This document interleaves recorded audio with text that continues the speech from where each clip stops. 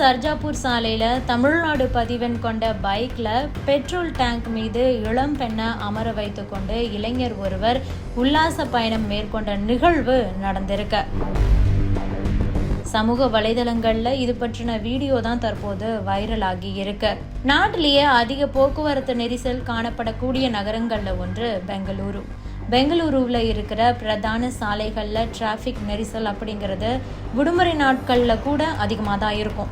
சில கிலோமீட்டர் தொலைவுக்கு போகிறதுனா கூட பல சிக்னல்கள் காத்திருக்க வேண்டிய நிலை. ஆனால் இப்படி கடுமையான போக்குவரத்து நெரிசலில் கூட இந்த பெங்களூரு சாலையில் சில வாகன ஓட்டிகள் செய்யக்கூடிய அட்டூழியம் சொல்லி மாளாத.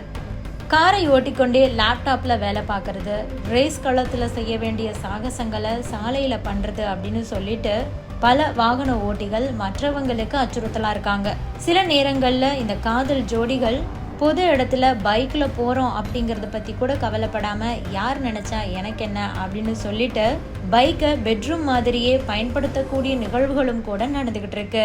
அந்த வகையில தான் பெங்களூரு சர்ஜாப்பூர் சாலையில தமிழ்நாடு பதிவெண் கொண்ட பைக்ல பெட்ரோல் டேங்க்ல இளம் பெண்ணை உட்கார வைத்து கொண்டு கட்டிப்பிடித்தபடி இளைஞர் ஒருவர் பைக்கை ஓட்டிட்டு போயிருக்காரு.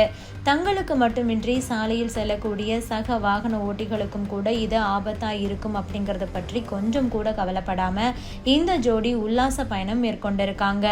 இது சக வாகன ஓட்டிகளுக்கு முகம் சுளிக்கக்கூடிய வகையில இருந்ததோடு ஆபத்தை ஏற்படுத்தக்கூடிய விதமாகவும் இருந்திருக்கு. இது தொடர்பான வீடியோ வைரலான நிலையில போலீசார் அந்த வாகன பதிவெண்ணை வைத்து தீவிரமா தேடிட்டு இருக்காங்க.